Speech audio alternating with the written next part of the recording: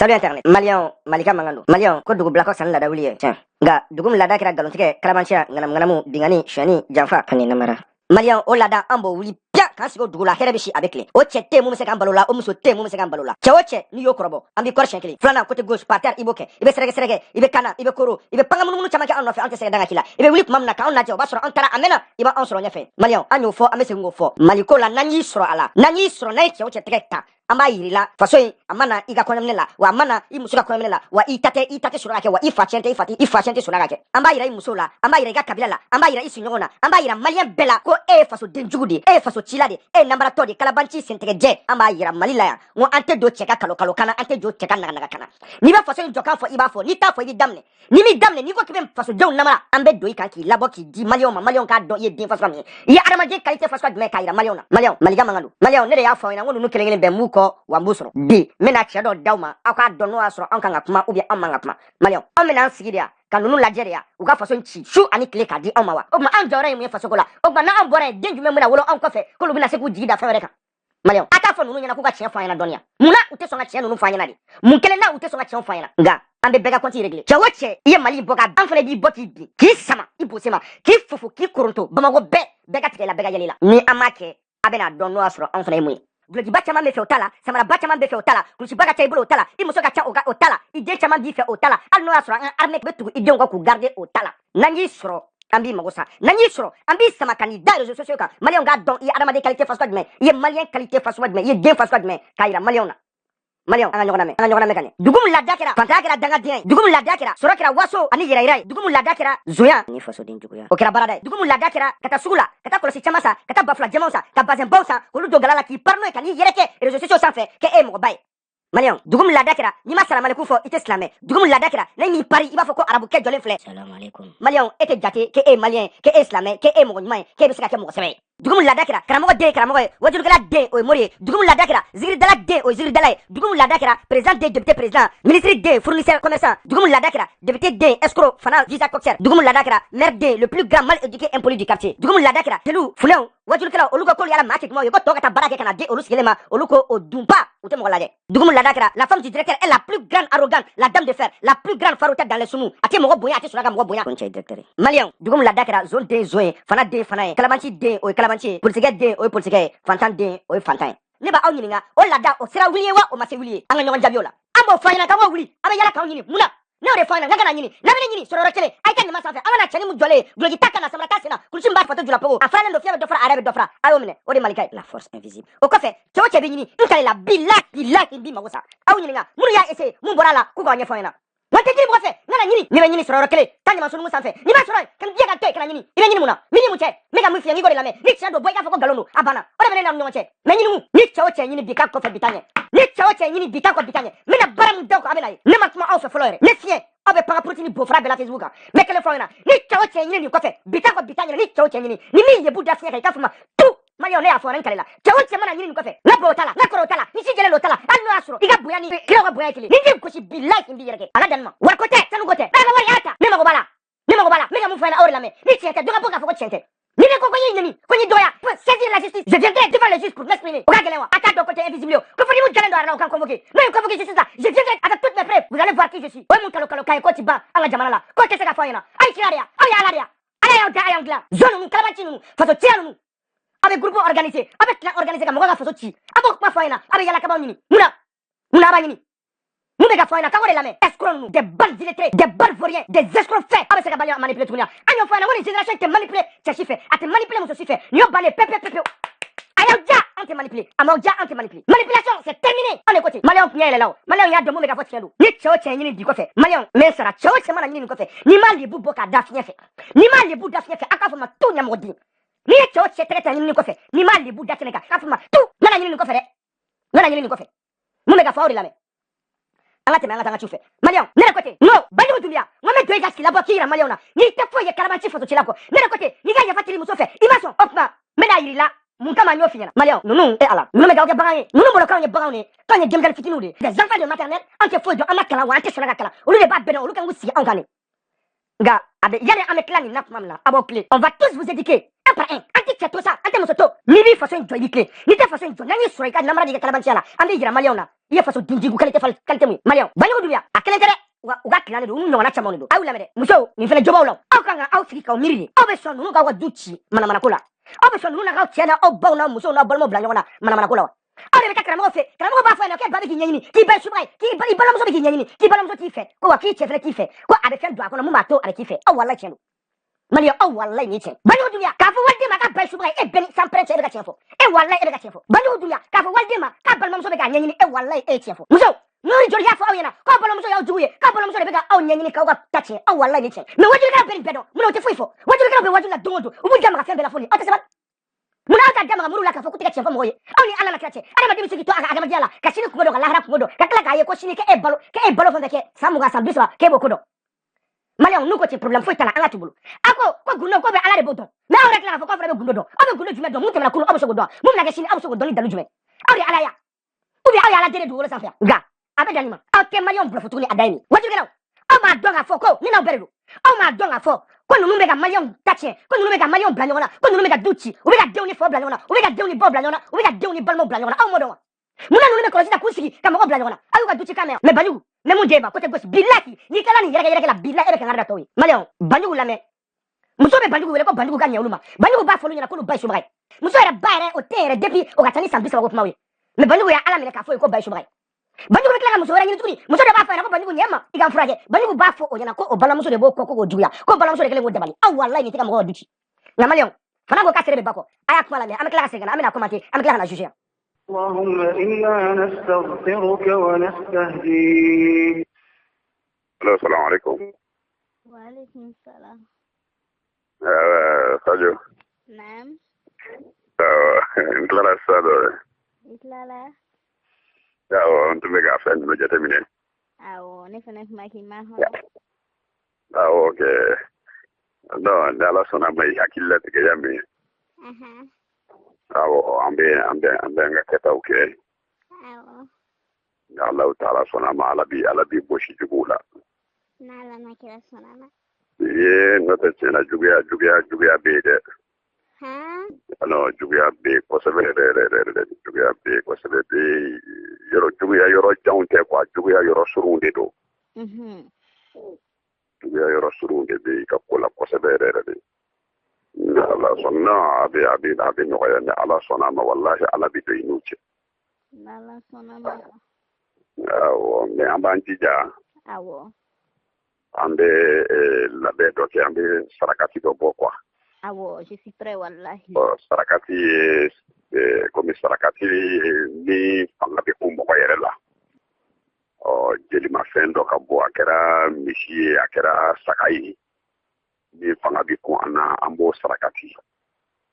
Na Allah sona motisi, ni Allah sona motisi. Way. Ala bi do ina se wallahi wale wo mo were wo bebi maloye.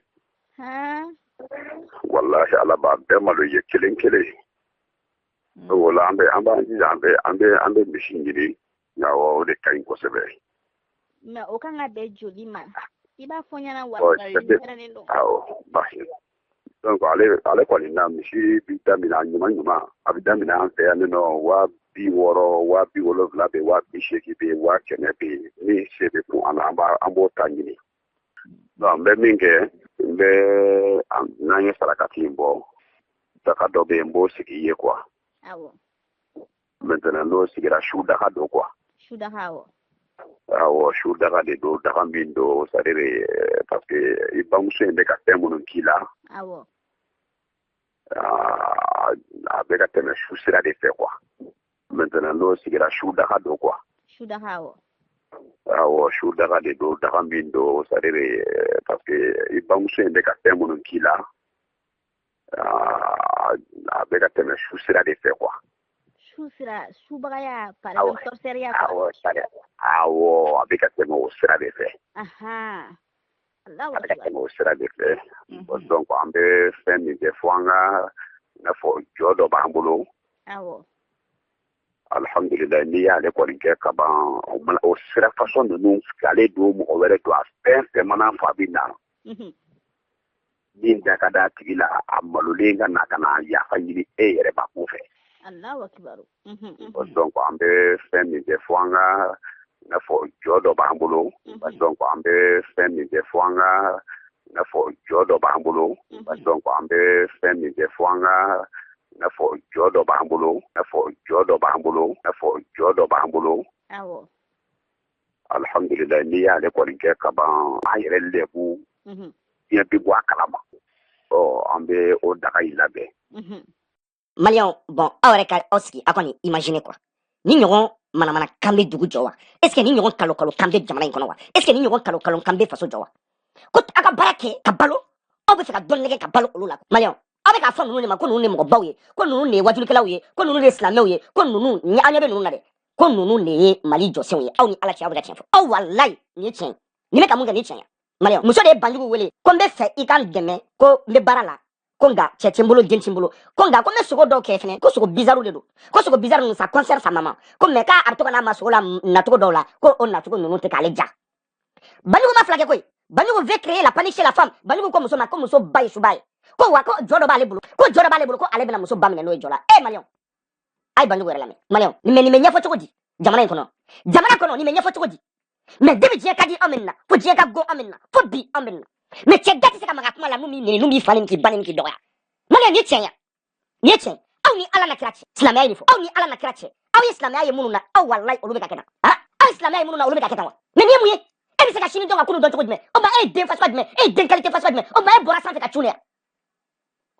aw tɛ tiɲɛ fɔ adamadenw ya mun de a b'o sigi nkalontigɛ la aw tɛ maloya musow ɲɛna denw ɲɛna kabila ɲɛna jamana ɲɛna ka jamana ci n'aw ka nkalontigɛ ye an k'o to yen a ka cɛ ko dun o ɲɛfɔ an ɲɛna bon fɛn min ye fɛn dɔ bɛ kɛ fɛnɛ furuko in kama kɛrɛnkɛrɛnnenya na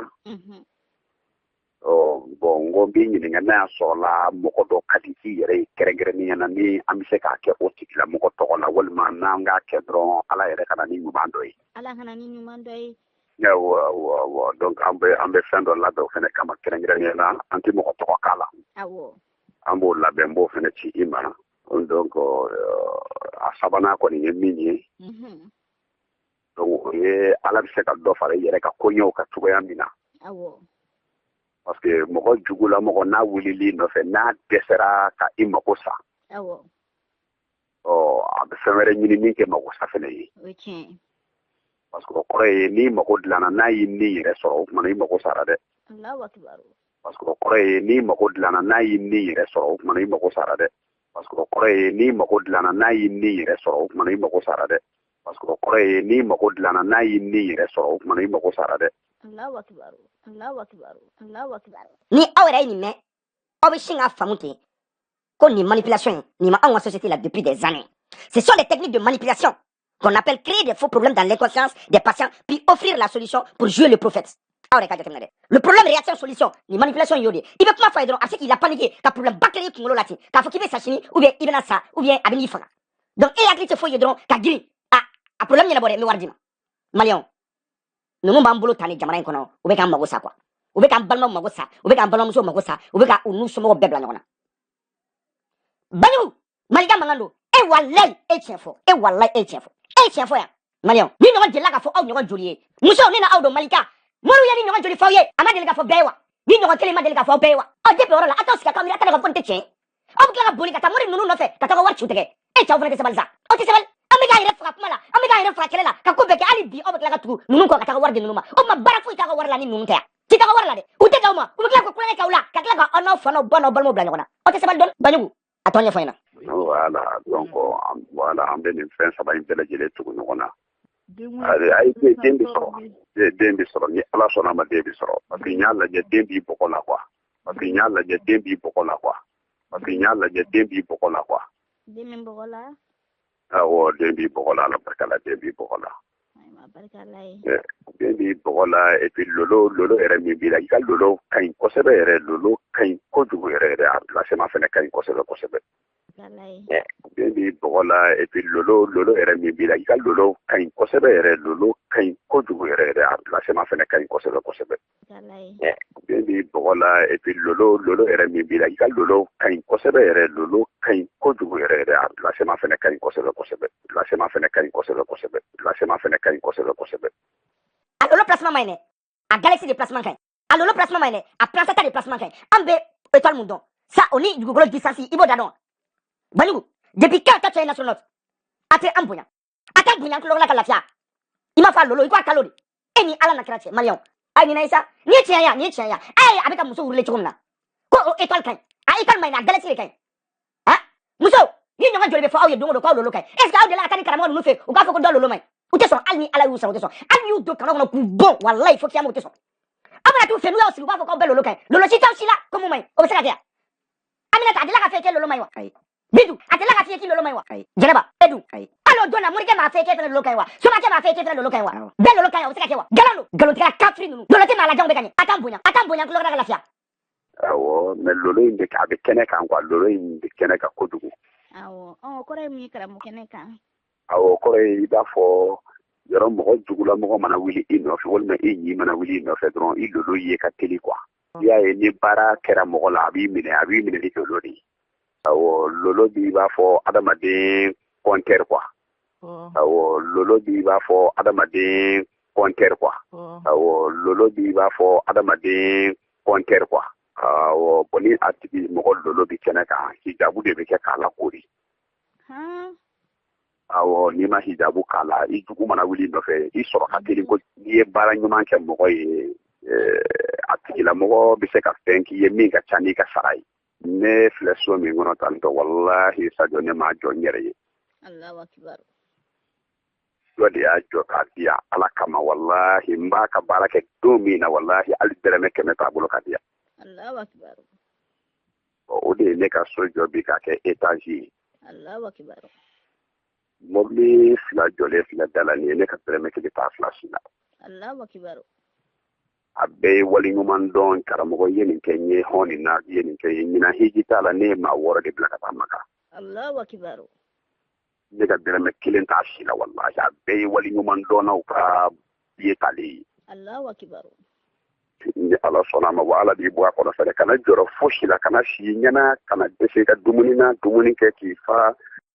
iki ka fem be kana wallahi alni barama damine foro dala ka foko nebi jigi koro na kira sonama karamo wallahi kana siran foshinya wallahi ngalila ala inshallah ni ala sonama ni kalfa ala wallahi ya shi ke to de mo ke kabiri bishu na mo ki to la foi de sila ya shi ke to de mo ke kabiri bishu na mo ki to la foi de sila na kira sonama wallahi kana juro foshila wari ni ba ci wasani yon na ba ci jon to la be monogram na jume kanya iba ci afla de kay ba ci modibo kone ta kula je ko na so su da yere parce que tellement ko intelme gazali ban ko bolo quoi yawo est-ce ya ko sege sege ko ni kifla c'est incroyable quoi awo parce que ya te mu ya abe kulu bi ngono tomina abe tomina ni ala ka bekisi quoi ala ka bekisi ba don ala de se ka do inu bela jere ni ngon se mo be ala de ala ka do ambe no li ngon se quoi voilà donc okay oh je mon que me gagner dabali ba oh parce que ne ba moi je connais pas ma maman elle a décidé ça fait presque sans plus van kobi quoi oh ima oh comment ça va être pareil vous voulez pas gagner dabali ba quoi oui on a d'aller là tout mais je savais pas que quoi effraie franchement et be galon tikata quoi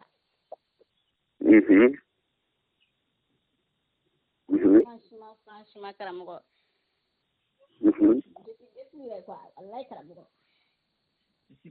je suis carrément déçu problème ta là moi je vais appeler Malika au Mali il comme il kanta ba be di Malika ma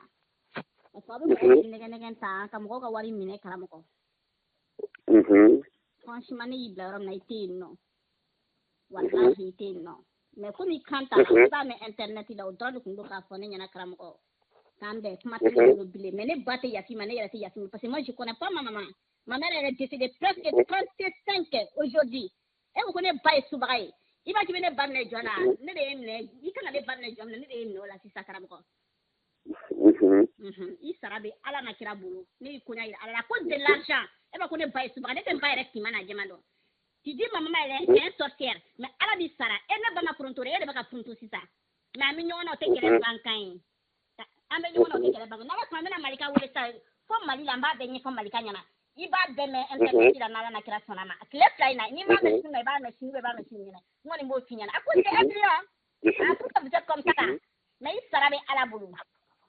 mun ebenike ko dawi étage do yi mobli usayi olu te bois pourquoi tu mens comme ça hein OK quand même comment tenir da franchement et nous mon fera quoi ne nous mon din 100% ni mais nous mon fera il a comment là-bas nous mais si ça ne connaît pas là parce que comment tenir d'appeler voilà net là il a comment là-bas nous mais si ça comment tenir d'appeler ne connaît na malika wolemba di malika ma bashi ti alao komi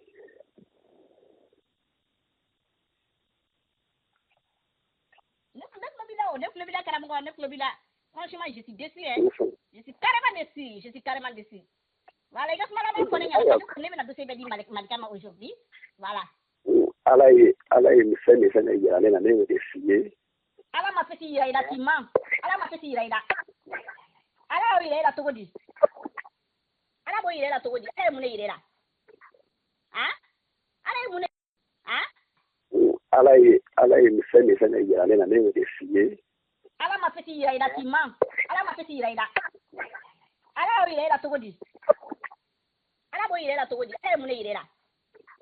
ah ala mune ah ala yi misene ya na ne de fiye ala ma feti iraida timam ala ma feti iraida ala o iraida togodi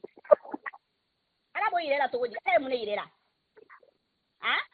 ala mune ah ne ko kala ne ka telefon wala bi wele kana ne ka telefon fa ka karamo ye mun kele ko ala ya fa ala mun fo kana galon ta kada ala no ne bolo itlara di japmana ay me manga ne ka telefon ya fa ya so ne dalendo ela ya ido maka de ndalo dida parce que tuma mi baka ta yen toro na mesa ala ne odongo ne kuima odongo ngumi na yashikala ya famia Niklobila. D'accord. Maintenant, il y a calfané nadi. Ni kumakai. Amakea. Famia. On a eu dogo sila mais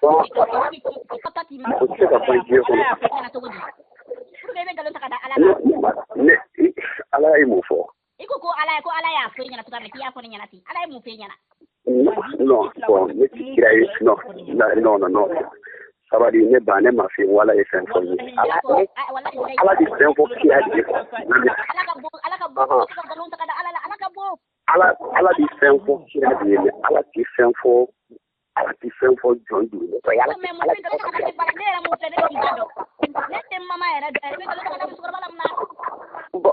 Nyina maya do me na fora ba ne bolo ne ba ka tsane ne ga fe ma ne ba u ne ba ti ne ga fe ma ne ba me ba ka tsane ma fi wolo ba u ne kele wolo ba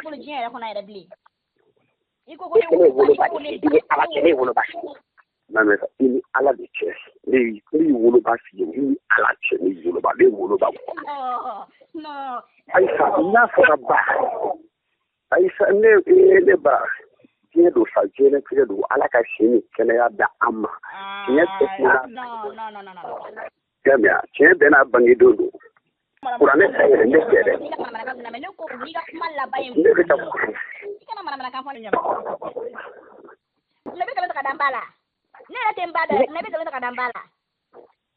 bɛ ala b'a dɔn